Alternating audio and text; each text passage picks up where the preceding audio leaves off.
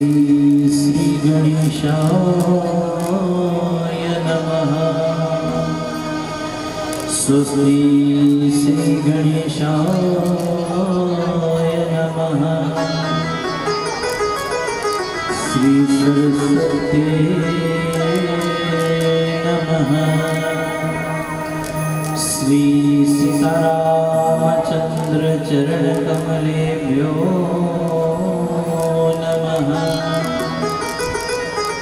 श्री राधा कृष्ण चरण कमलेभ्यो नमः। वक्रतुंड महाकाय सूर्यकोटि समप्रभ निर्विघ्नं कुरु मे देव सर्वकार्येषु सर्वदा। ध्येयं सदा परिभवनमभीष्टदोहं तीर्थास्पदं शिवविरञ्चिनुतं शरण्यं मृत्यार्तिहं प्रणतपालभवाब्धिपोतं वन्दे महापुरुष ते चरणारविन्दम्।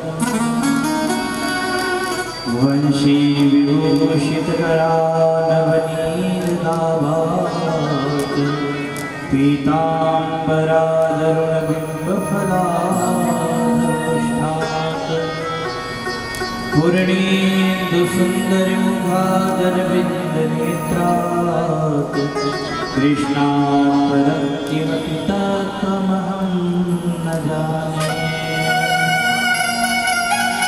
नारायणं नमस्कृत्य नरं चैव नरोत्तमं देवीं सरस्वतीं व्यासं ततो जयमुदीरयेत्। जय जय श्री राधारमण जय जय नवल किशोर जय गोपीचित चोर प्रभु जय जय माखन चोर।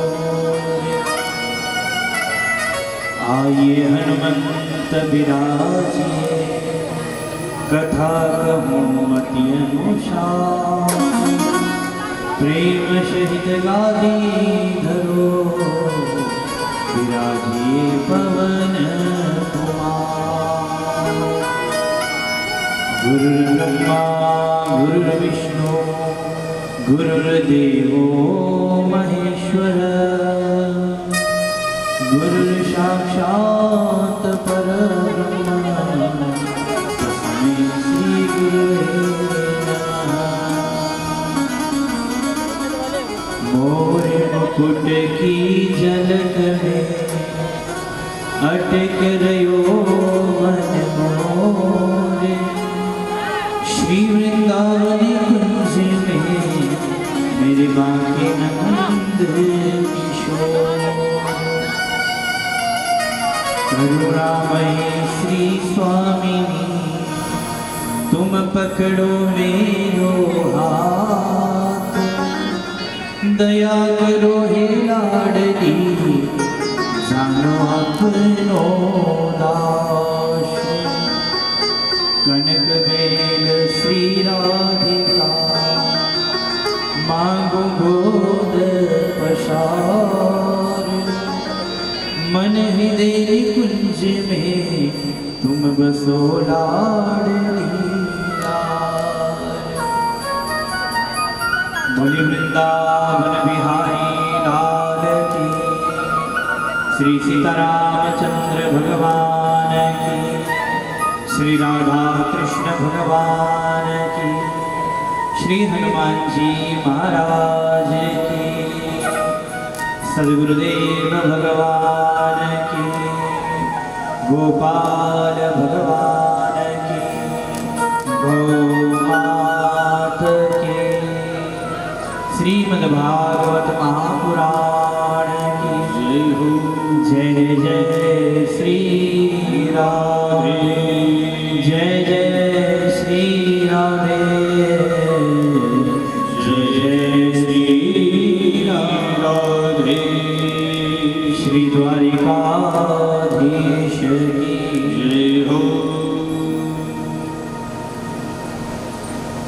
परम मंगलमय परात्पर अखिलेश्वर अकारण करुणा वरुणालय भक्तवांछा कल्पतरु श्री त्रियुधित विनिंदिक पीतांबरधारी नंदनंदन यशोदानंदन ब्रजजन चंदन गोप गोपीजन वल्लभ भगवान श्री बालकृष्ण लाल की भागमय प्रतिस्वरूपा श्रीमद् भागवत महापुराणांतर्गत आज हम सब श्रीमद् भागवत के तृतीय दिवस में प्रवेश कर रहे हैं।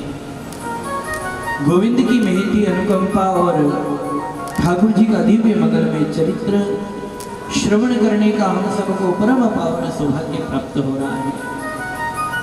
बड़े ही बड़भागी हैं हम सब जो इस पावन धरा पर बैठकर अनंत बलवंत हनुमंत लाल जी के पावन सानिध्य में कथा रसपान करने का पावन सौभाग्य प्राप्त हो रहा है।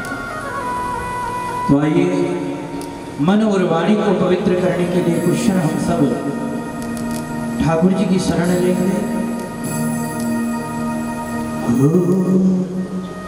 एक अर्ज मेरी सुन लो, एक अर्ज मेरी सुन लो, दिलदार है कन्हैया, एक अर्ज मेरी सुन लो, दिलदार है कन्हैया, कर दो अदम कन्हैया, कर दो अदम कन्हैया, भगवान है कन्हैया, कर दो अदम कन्हैया, भगवान है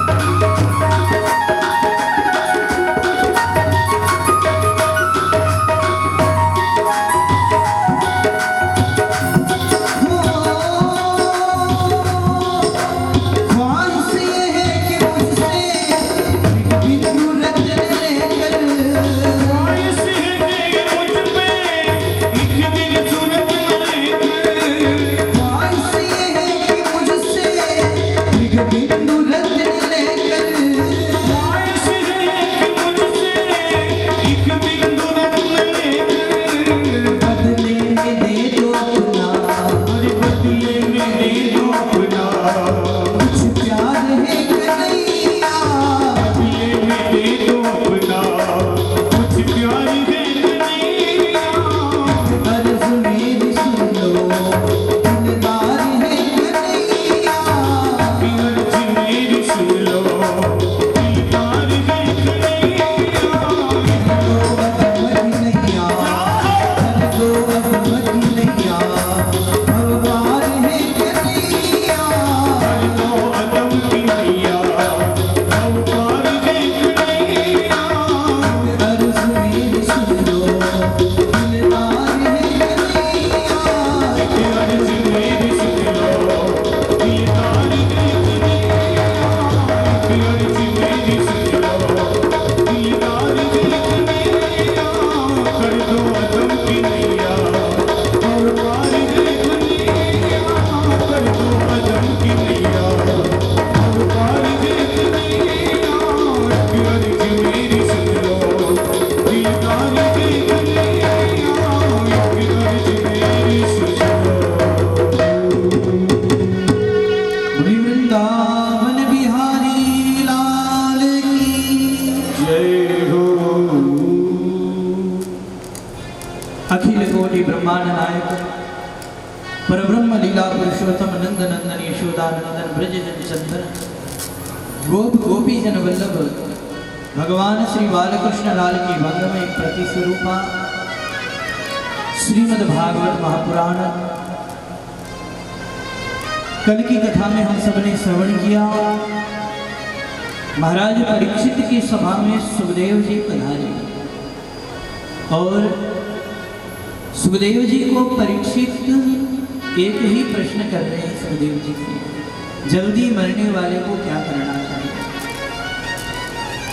बोले जल्दी मरने वाले को तो एक ही काम करना चाहिए, वो है श्वास श्वास पर कृष्ण भजन। हर श्वास में भगवान का सुमिरन होना चाहिए। और आचार्य सुखदेव जी कहते हैं परीक्षित भगवान जल्दी किसको मिलते हैं? बोले भगवान तो जल्दी उसी को मिलते होंगे जो दिन में 4-5 बार स्नान करता होगा। बोले ऐसी बात नहीं है। अगर भगवान 5 बार स्नान करने से मिलते तो जिन कोल भीनों को भगवान श्री राघवेंद्र ने गले से लगाया वो कोल भीन तो बेचारे लाते ही नहीं थे 4 महीने। तो बोले भगवान उम्र तो जरूर देखते होंगे। बोले भगवान उम्र भी नहीं देखते। अगर भगवान उम्र देखते तो ध्रुव तो छोटा सा बालक था, उसको भगवान कैसे मिलते? तो बोले फिर भगवान पढ़ाई लिखाई तो जरूर देखते होंगे। बोले ऐसी बात नहीं है। अगर भगवान पढ़ाई लिखाई देखते तो गजेंद्र नाम का जो हाथी था वो तो बेचारा पढ़ा लिखा ही नहीं था, उसके लिए भगवान कैसे आ गए? तो बोले फिर भगवान जाति बिरादरी तो जरूर देखते होंगे। बोले ऐसी बात नहीं है। अगर भगवान जाति देखते तो का जाति विदुरस्य यादव थे। विदुर जी तो दासी पुत्र थे और उनके घर तो जाकर भगवान ने केले के छिलके का भोग लगाया।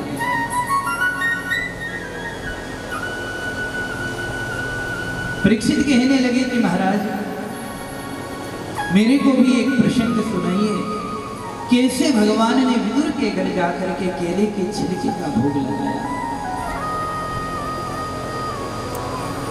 आचार्य सुखदेव जी कहने लगे कि राजन, पांडवों के साथ कौरव जब अन्याय कर रहे थे, लाक्षागृह में जलाने का षड्यंत्र किया जा रहा था, तब कौरवों के पिता धृतराष्ट्र के सामने विदुर जी आकर के बैठे और विदुर जी कहने लगे कि राजन, मैं मंत्री होने के नाते नहीं एक भाई होने के नाते नहीं, बल्कि एक नागरिक होने के नाते आपसे कुछ निवेदन करने आया हूं।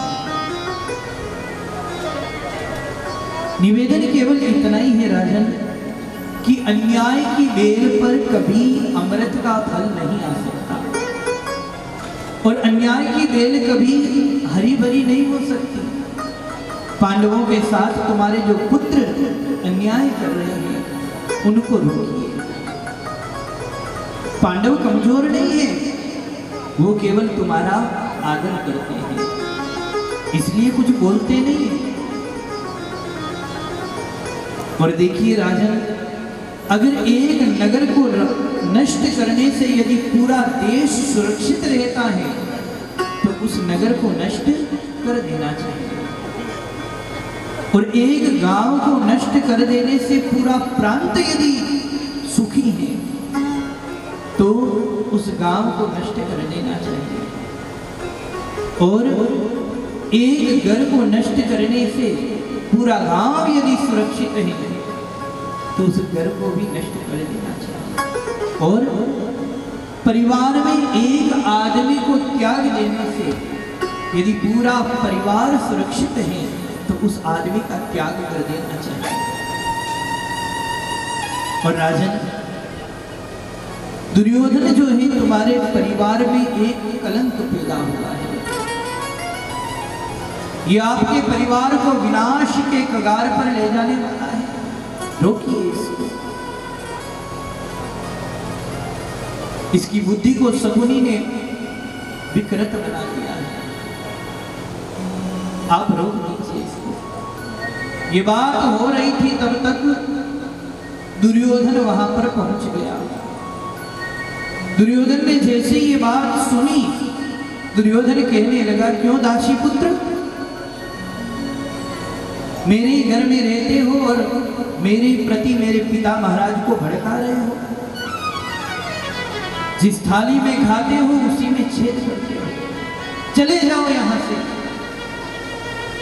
विदुर जी का अपमान कर दिया दुर्योधन ने। विदुर जी कहने लगे, दुर्योधन, तुम्हारे मन को कष्ट देने का मेरा कोई मंतव्य नहीं था, मैं तो सिर्फ महाराज को कुछ बात बता रहा था, पर आज विदुर जी का अपमान हो गया, इसलिए महात्मा विदुर ने अपने मंत्री पद का त्याग कर दिया। मंत्री पद का त्याग कर दिया और अपनी पत्नी को लेकर के कदली के वन में विदुर जी महाराज चले गए।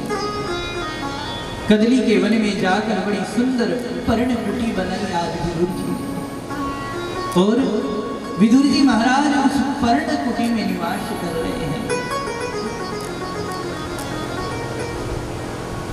और भगवान के द्वादशाक्षर मंत्र का जप करते हैं विदुर जी महाराज।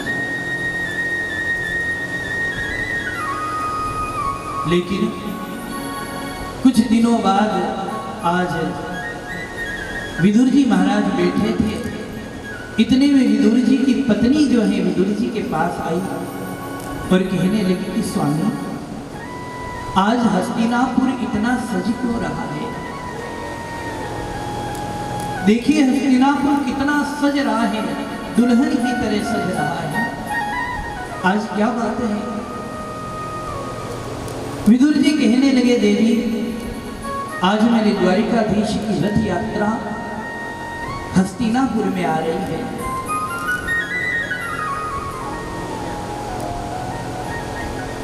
लेकिन विदुरानी कहने लगी कि आपका तो मंत्री पद है नहीं, आप अगर वहां जाओगे भी तो आप द्वारिकाधीश से कैसे मिलोगे? विदुर जी कहने लगे कि देवी, मेरा कन्हैया उस स्वागत सत्कार को नहीं देखेगा, कन्हैया मेरे को जरूर देख लेगा, मैं जाऊंगा। आज हस्तिनापुर जो है बड़ा सज रहा है। दुर्योधन ने जो है कपटपूर्ण मैत्री का परिचय देते हुए खूब हस्तिनापुर की सजावट कर रखी है। द्वारिकाधीश आ रहे हैं, जगह जगह तोरण द्वार लगाए हैं, जगह जगह हस्तिनापुर की नारियों को पुष्प लेकर के खड़ी कर दिया, पुष्पों की वर्षा हो रही है और द्वारिकाधीश की रथ यात्रा आ रही है।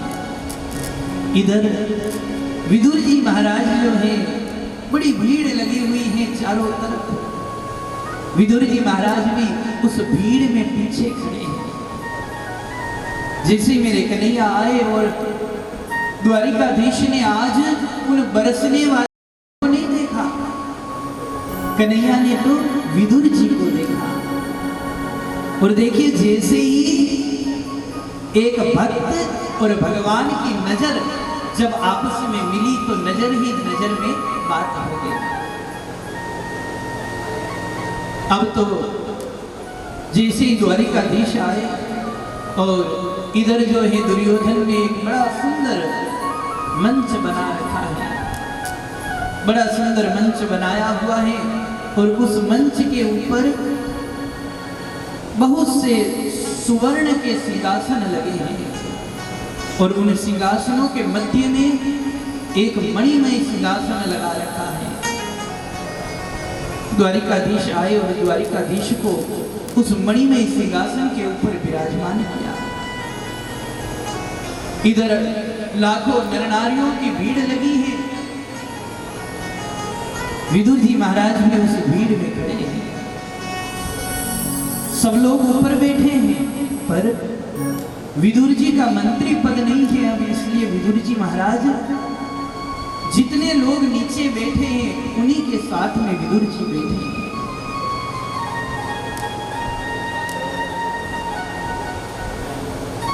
इधर मेरे द्वारिकाधीश ने दुर्योधन को बुलाया और दुर्योधन को कहा कि दुर्योधन,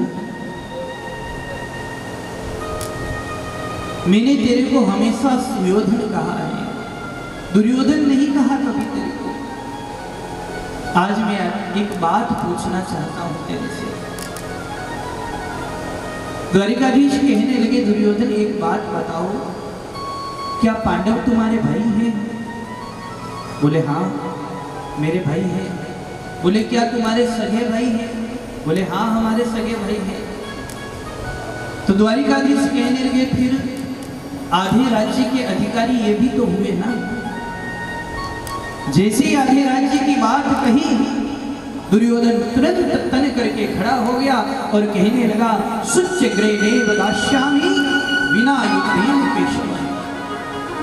हे केशव, बिना युद्ध के मैं एक सुई की नोक के बराबर भूमि भी पांडवों को नहीं दे सकता। जैसे ही दुर्योधन क्रोधित हुआ, धृतराष्ट्र ने हाथ पकड़ लिया। दुर्योधन, एक शांति दूत के साथ ऐसा व्यवहार करना ठीक नहीं है। दुर्योधन तुरंत गुस्सा ठंडा हो गया। दुर्योधन कहने लगा कि कन्हैया से, कन्हैया मैं थोड़ा बचपन से ही उदंड रहा हूं, इसलिए थोड़ा गुस्सा आ जाता है, मेरे को क्षमा कर दीजिए। और द्वारिकाधीश से कहने लगा दुर्योधन की, देखिए कन्हैया, मेरी माँ गांधारी ने जो है आपके लिए बड़ा सुंदर भोजन बनाया है, 56 प्रकार के व्यंजन बनाए हैं, आप चल करके उनको प्रसाद को ग्रहण कीजिए।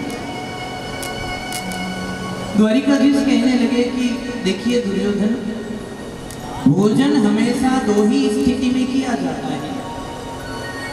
एक तो भोजन करने वाले को बहुत जोर से भूख लगी हो तब, और दूसरा जो भोजन करवाने वाला है उसके मन में भोजन कराने का भाव हो। दो ही स्थिति में भोजन किया जाता है। और देखिए, अभी मेरे को भूख है नहीं और तुम्हारे मन में इतना भाव है नहीं, इसलिए, और वैसे भी आज तो मेरा निमंत्रण विदुर के घर पर है। विदुर जी महाराज ने जब ये बात सुनी, विदुर जी वहां से उठे और दौड़े दौड़े गए, अपनी पत्नी से जाकर कहने लगे कि देखिए देवी, आज इतनी भीड़ लगी थी, उसमें आज कन्हैया ने कहा है कि आज तो मेरा निमंत्रण विदुर के घर है। देखिए देवी, कन्हैया का कोई भरोसा नहीं है। तुम गोबर का चौका लगाओ और मैं गोप लोगों की बजरिया में जाकर कुछ लेकर आता हूं। इधर दुर्योधन कहने लगा, क्यों? विदुर के घर आपका निमंत्रण है? अरे कन्हैया, विदुर आजकल मंत्री नहीं है, वो तो कदली के वन में कुटिया बनाकर रहता है। और वैसे विदुर ने निमंत्रण दिया। द्वारिकाधीश कहने लगे, दुर्योधन, जब मैं द्वारिका से हस्तिनापुर आने वाला था तो मेरे पास द्वारिका में ही समाचार पहुंच गया था कि कन्हैया, अगर हस्तिनापुर आओ तो मेरे घर जरूर आना, इसलिए मैं आ गया। अब तो इधर विदुरानी जो है, गोबर का चौका लगाया विदुरानी ने, और विदुरानी स्नान कर रही है अंदर, और मेरे द्वारिकाधीश जो है पहुंच गए विदुर जी के घर। जैसे ही बाहर पहुंचे कुटिया के बाहर, और दरवाजा खटखटाया, और विदुरानी ने जब अंदर से सुना तो विदुरानी स्नान करते हुए ही दौड़ी चली आई और द्वार खोल दिया। मेरे गोविंद ने अपना दुपट्टा अंदर की ओर फेंका, विदुरानी ने वही दुपट्टा ओढ़ लिया। कितनी भाव विवल हो रही है विदुरानी, बड़ी भाव विवल हो रही है विदुरानी। अब द्वारिकाधीश को अंदर लेकर आई विदुरानी, और हाथ में एक पटला ले लिया, बिठाने के लिए पटला लिया, और पूरी कुटिया में घुमा रही है। ये जगह अच्छी नहीं है, अरे यहाँ बैठिए, ये जगह भी ठीक नहीं है, यहाँ बैठिए। पूरी कुटिया में घुमाने के बाद में एक कोने में ले जाकर उस पटले को उल्टा रख दिया। और मेरे द्वारिकाधीश भी इतने भाव विवल हो रहे हैं कि उल्टे पटले पर ही बैठ गए। विदुरानी को पता नहीं है कि पटला उल्टा है या सीधा है। अब तो मेरे द्वारिकाधीश कहने लगे विदुरानी से कि देखिए, अब मेरे को बड़ी जोर से भूख लगी है, कुछ खाने को हो तो दीजिए। विदुरानी कहने लगी, कन्हैया देखिए, अभी तो कुछ है नहीं, तुम थोड़ी देर रुको, मैं कुछ लेकर आती हूँ। विदुरानी डलिया लेकर के गई कदली के वन में, और सुंदर सुंदर पके पके केले डलिया में भर करके लेकर के आई विदुरानी, और वो केला लेकर आई और बैठ गई। अब देखिए, विदुरानी इतनी भाव विवल हो रही है कि केले की गिरी तो नीचे गिरा रही है, और छिलका जो है द्वारिकाधीश के मुख में दे रही है। और द्वारिकाधीश में इतने भाव विवल हैं कि केले के छिलके ही खा रहे हैं द्वारिकाधीश। आज हरि आए हैं विदुर घर पावना, आज हरि आए हैं विदुर घर पावना, आज हरि आए हैं विदुर घर पावना, आज हरि आए हैं।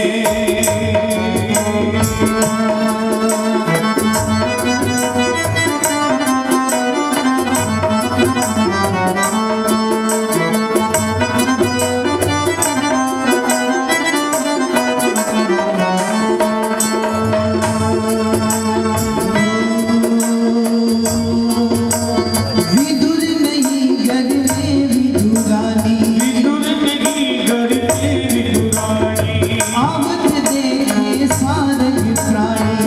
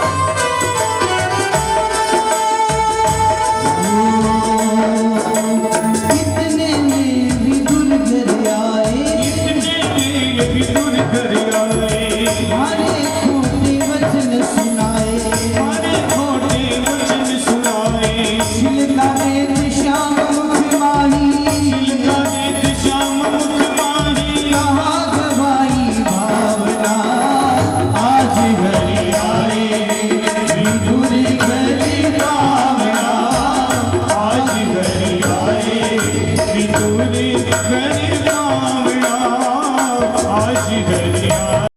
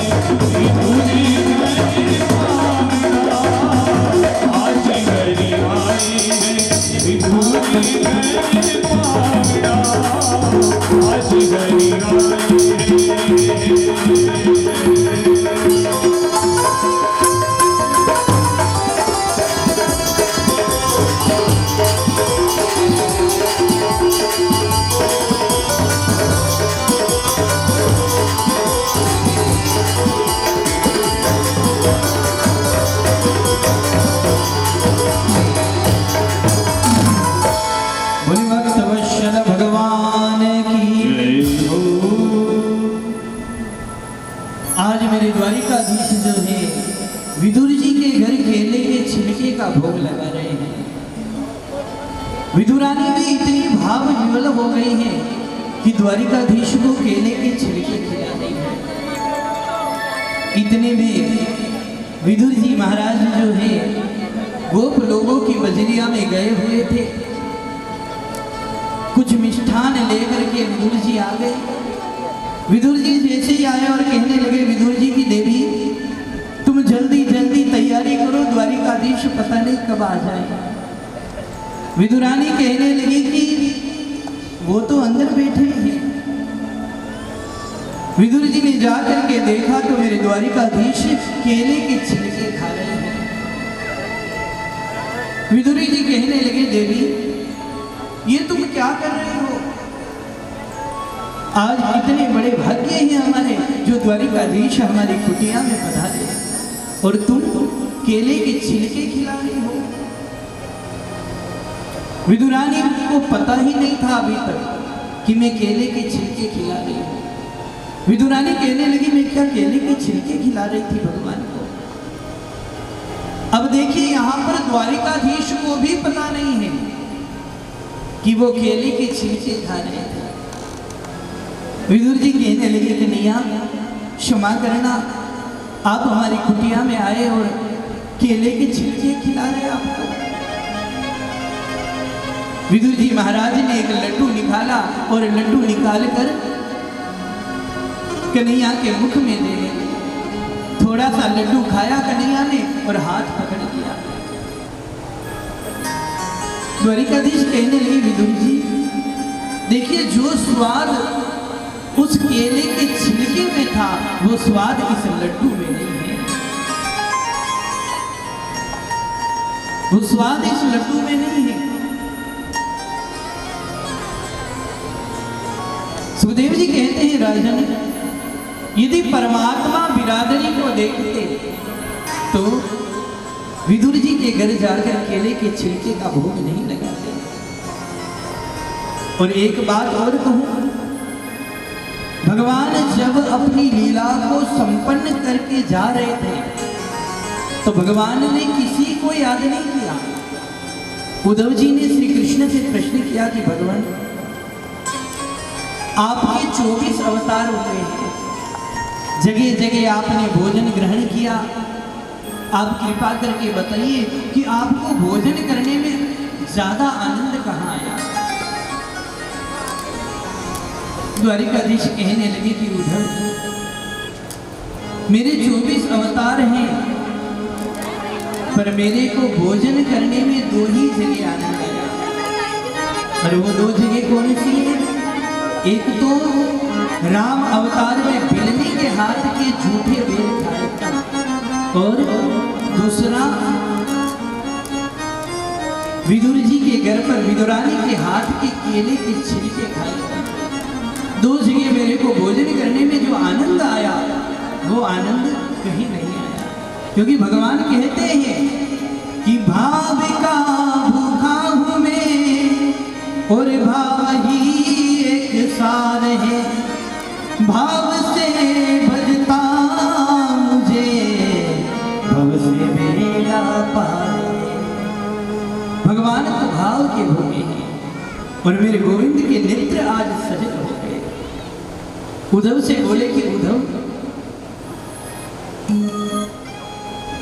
मेरा विदुर तेरे को कहीं मिल जाए तो मेरा समाचार जरूर देना।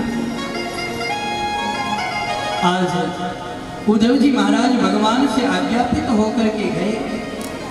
उद्धव जी को मार्ग में सरस्वती नदी के किनारे विदुर जी से मिलना हो गया। देखिए यहाँ पर एक है ज्ञानी भक्त, दूसरा है नीतिज्ञ भक्त। दोनों का मिलन हुआ और यहीं से भागवत में प्रारंभ होता है विदुर और उद्धव का संवाद। देखिए संसार में उससे बड़भागी कौन होगा, उससे भाग्यशाली संसार में कौन होगा जिसकी याद स्वयं परमात्मा करते हैं, स्वयं भगवान जिसकी याद करते हैं। इसलिए प्रभु के संदेश वाहक बनकर श्री उद्धव जी महाराज सरस्वती नदी के किनारे विदुर जी से मिलना हुआ। मिलकर के दोनों बड़े प्रसन्न हुए। उद्धव जी कहते विदुर तुम भाग्यशाली हो। विदुर जी कहते उद्धव तुम भाग्यशाली हो। दोनों मिले, दोनों का कंठ अवरुद्ध हो गया। उद्धव जी ने कृष्ण की बाल लीलाएं, भगवान श्री कृष्ण का परम किशोर चरित्र विदुर जी को सुनाया। सुनकर के विदुर जी बड़े ही उत्कंठित हो गए और उद्धव जी ने कहा कि और जानने के लिए हरिद्वार में एक संत रहते हैं जिनका नाम है मैत्रेय मुनि। देखिए मैत्रेय मुनि ब्राह्मण हैं और विदुर जी दासी पुत्र हैं। लेकिन मानस में गोस्वामी जी कहते हैं कि जाति पाति पूछहि नहीं कोई, जाति पाति पूछे नहीं कोई, हरि को बजहि सो हरि का होई, हरि को बजहि सो हरि का होई। विदुर जी महाराज जो है हरिद्वार में गए और मैत्रेय मुनि से मिलना हुआ। मैत्रेय मुनि की कुटिया पर जैसे ही विदुर जी महाराज पहुंचे, मैत्रेय मुनि ने स्वागत किया और कहा कि आज इस गरीब ब्राह्मण की कुटिया पर आप जैसे परम संत का आगमन हुआ है। विदुर जी ने कहा कि भगवान मैं शास्त्रों में शंका नहीं करता, शास्त्रों में कुतर्क नहीं करना चाहिए, लेकिन मैं जानकारी के लिए आपसे कुछ पूछना चाहता हूँ। मैं जानना चाहता हूँ कि सारी सृष्टि को परमात्मा क्यों बनाते हैं और जब इस सारी सृष्टि को भगवान बनाते हैं तो संसार में कोई सुखी क्यों, कोई दुखी क्यों। और फिर मैंने तो सुना है कि भगवान अपने किसी भक्त को बचाने के लिए विविध रूपों में अवतार लेकर भी आते हैं। उसमें अवतारों में भगवान का कभी नृसिंह अवतार होता है, कभी वामन अवतार होता है और मैंने तो सुना है कि भगवान शुकर भी बन गए, वराह का रूप भी भगवान ने धारण कर लिया। कृपा करके मेरे को मेरा मार्गदर्शन कीजिए। मैत्रेय मुनि ने सृष्टि के प्रसंग को विस्तार से जो है विदुर जी महाराज को कहा और मैत्रेय मुनि कहने लगे कि विदुर जी ये संसार में जो कुछ भी दिखाई दे रहा है वो सब भगवान की ही लीला है। वो विविध प्रकार की लीलाएं यहाँ पर करते हैं, कई प्रकार की लीलाएं करके लोगों को प्रमोदित करते रहते हैं। और आपने पूछा कि कोई दुखी क्यों, कोई सुखी क्यों, तो परमात्मा किसी को दुख नहीं देते तो भगवान किसी को सुख भी नहीं देते। सुख और दुख जो भी प्राणी यहाँ पर भोगते हैं वो सब अपने कर्मों के आधार पर ही भोगते हैं। जीव जो ही कुछ भोगता है वो अपने कर्म के आधार पर भोगता है। इसलिए कहते हैं कि कौन काहू सुख दुख करी दाता, निज कृत कर्म भोग सबूरा। ये संसार में जो भी कुछ भोगते हैं प्राणी वो अपने अपने कर्म के आधार पर ही भोगते हैं।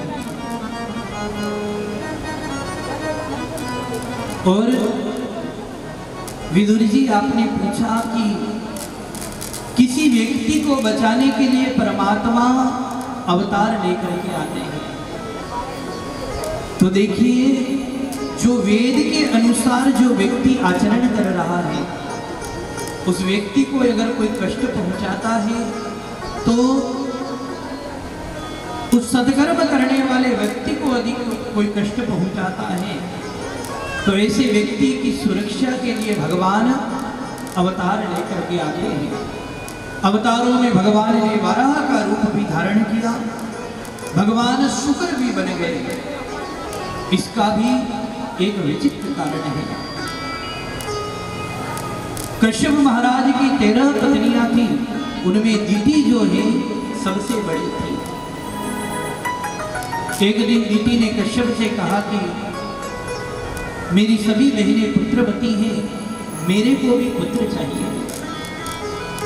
पुत्र की कामना की दीति ने, पर कश्यप महाराज ने कहा कि देखिए ये सायंकाल का समय है और इस समय किया गया जो गर्भाधान है उस गर्भस्थ शिशु पर भूत प्रेतों का असर रहता है। इसलिए कश्यप महाराज ने मना कर दिया। पर कश्यप की इस धार्मिक बात का दीति ने आदर नहीं किया। तो कश्यप महाराज ने भी कह दिया कि पुत्र तो तुम्हारे 2 होंगे, पर दोनों ही दुष्ट होंगे। दीति घबराने लगी और कहने लगी कि महाराज मेरे को दुष्ट पुत्र नहीं चाहिए, मेरे को तो सुशील पुत्र चाहिए, दुष्ट पुत्र मेरे को नहीं चाहिए। पर कश्यप महाराज कहने लगे कि देखिए देवी तुम्हारे दोनों पुत्र दुष्ट तो होंगे, लेकिन उनका उद्धार करने के लिए स्वयं भगवान अवतार लेकर के आएंगे और तुम्हारा जो पुत्र होगा वो बड़ा गुणवान होगा। तुम्हारे पुत्र का नाम होगा प्रहलाद। वो शीलवान होगा, अलंपट होगा, यशस्वी होगा, बड़ा तेजस्वी और तपस्वी होगा और भगवान का बड़ा भक्त होगा। दीति ने जब सुना तो दीति बड़ी प्रसन्न हुई। इधर देवताओं ने ब्रह्मा से पूछा कि दीति के गर्भस्थ जो शिशु हैं उनका प्रकाश अभी से इतना बढ़ रहा है, दैत्यों की माता है, पता नहीं क्या होगा। क्योंकि देखिए दीति के गर्भ में जो दोनों बालक आए हैं ये बालक कोई साधारण बालक नहीं है, ये जो है भगवान के दिव्य पार्षद हैं, जय और विजय दोनों भगवान के पार्षद हैं। ए तो पार्षदो मह्यम जयो विजय एव च कदर्थि कृत्यमाम्यको मह्य क्रांतामति क्रम। ब्रह्मा ने कहा कि मेरे मानस पुत्र हैं 4, सनक, सनंदन, सनातन, सनत कुमार। एक बार भगवान के दर्शन करने के लिए वैकुंठ में पधारे सनत कुमार। जैसे ही वैकुंठ में पधारे तो जय विजय जो है द्वार पर खड़े थे, अंदर जाने लगे। जय विजय ने रोक लिया कि अभी अंदर आप नहीं जा सकते। जैसे ही जय विजय ने रोका वैसे ही सनत कुमारों ने जय विजय को श्राप दे दिया और कहा कि देखिए भगवान के पार्षद होकर के भगवान से मिलने से हमको रोकते हो, जाओ तुम दोनों राक्षस हो जाओ। श्राप दे दिया, क्रोध आ गया सनत कुमारों को। और देखिए उस क्रोध का परिणाम क्या हुआ।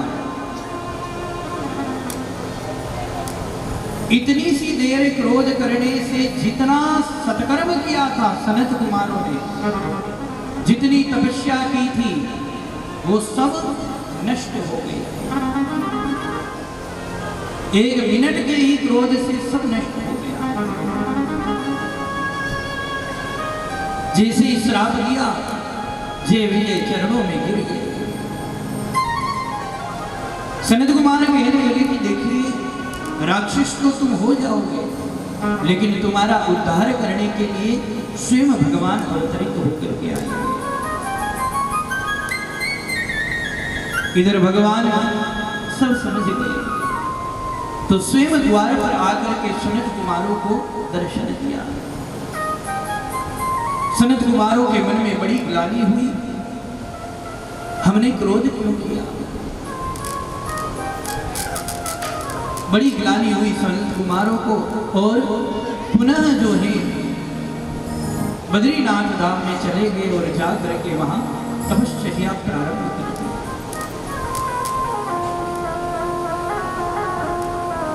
अब देखिए वो ही दोनों पार्षद भगवान के आज माता अदिति के गर्भ में आए हैं। दोनों का जन्म हुआ, एक का नाम है हिरण्याक्ष और दूसरे का नाम है हिरण्यकश्यप। दोनों का जन्म हुआ और देखिए हिरण्याक्ष जो है बड़ा ही दुष्ट है। पृथ्वी पर प्रलय का समय आया, पृथ्वी जब समुद्र में डूब गई और जैसे ही पृथ्वी समुद्र में डूबी देवता लोग चिंतित हो गए। देवता लोग चिंतित होकर के मन में सोचने लगे कि पृथ्वी को निकाल कर कौन लाए। ब्रह्मा जी महाराज बैठे थे, बैठे बैठे ब्रह्मा जी को छींक आई। जैसे ही ब्रह्मा जी को छींक आई तो उनके नासिका से छोटा सा एक शुकर का बालक निकला और समुद्र में गिर करके वराह का रूप धारण कर लिया। बोलिए वराह भगवान की जय हो। वराह भगवान अपनी दृष्टाओं पर पृथ्वी को लेकर के निकलने लगे। अब देखिए पृथ्वी के डूब जाने के बाद जो प्रतापी लोग हैं वो आकाश में उड़ते हैं। इधर से नारद जी महाराज उड़ रहे थे और उधर से हिरण्याक्ष उड़ रहा था। नारद जी को जब हिरण्याक्ष ने देखा तो तुरंत पहुंच गया नारद जी के पास। नारद जी के पास जाकर कहने लगा, क्यों महाराज केवल कीर्तनी करते घूमते हो या कुछ लड़ना झगड़ना भी आता है। नारद जी महाराज कहने लगे, भैया लड़ना झगड़ना तो हमको आता नहीं, मैं तो भगवान के नाम का कीर्तन करता हूँ। पर हिरण्याक्ष कहने लगा, देखिए महाराज आज मेरी बाजुओं में बड़ी खुजली चल रही है और आज सवेरे से मेरी टक्कर का कोई योद्धा मेरे को मिला नहीं, इसलिए मैं सोच रहा हूं कि दो हाथ आपसे ही हो जाए, इसलिए आपको लड़ना पड़ेगा मेरे से। नारद जी महाराज कहने लगे कि देखिए भैया लड़ना झगड़ना तो मेरे को आता नहीं। पर हिरण्याक्ष कहने लगा कि आज तो आपको लड़ना ही पड़ेगा। नारद जी महाराज कहने लगे, देखिए मेरे से तो लड़ना नहीं आता, पर मैं किसी योद्धा का नाम जरूर बता सकता हूं। उनसे जाकर तुम लड़ लेना, तुम्हारे बाजुओं की खुजली ऐसी मिटेगी कि जीवन में कभी खुजली चलेगी ही नहीं। प्रेम से बोलिए राधे राधे। तो नारद जी महाराज ने हिरण्याक्ष को भगवान वाराह जब अपनी दृष्टाओं पर पृथ्वी को लेकर निकल रहे थे, भगवान वाराह को बता दिया। बोले जाओ उनसे जाकर लड़ लेना। हिरण्याक्ष गया और जाकर के भगवान वाराह को छेड़ने लगा। थोड़ी देर तो वाराह भगवान कुछ नहीं बोले, पर जब ज्यादा ही छेड़ने लग गया तो भगवान वाराह ने जो है हिरण्याक्ष के मस्तिष्क पर अपनी गदा का ऐसा प्रहार किया, रुधिर भ्रमण करता हुआ हिरण्याक्ष गिर गया और उसका उद्धार हो गया। बोलिए भगवान की जय हो। हिरण्याक्ष का उद्धार कर दिया मेरे भगवान वाराह ने, और पृथ्वी को लेकर के भगवान वाराह बाहर निकल रहे थे। जैसे ही बाहर निकलने लगे तो पृथ्वी के मन में भी अभिमान आ गया। पृथ्वी मन में सोचने लगी कि देखिए जरा सी में रसातल में क्या चली गई, भगवान को मेरे लिए शुकर बनना पड़ा। अभिमान आ गया पृथ्वी। तो भगवान वाराह जो है पृथ्वी को लेकर सीधे वृंदावन के ऊपर होकर निकलने लगे। जैसे ही वृंदावन के ऊपर होकर निकलने लगे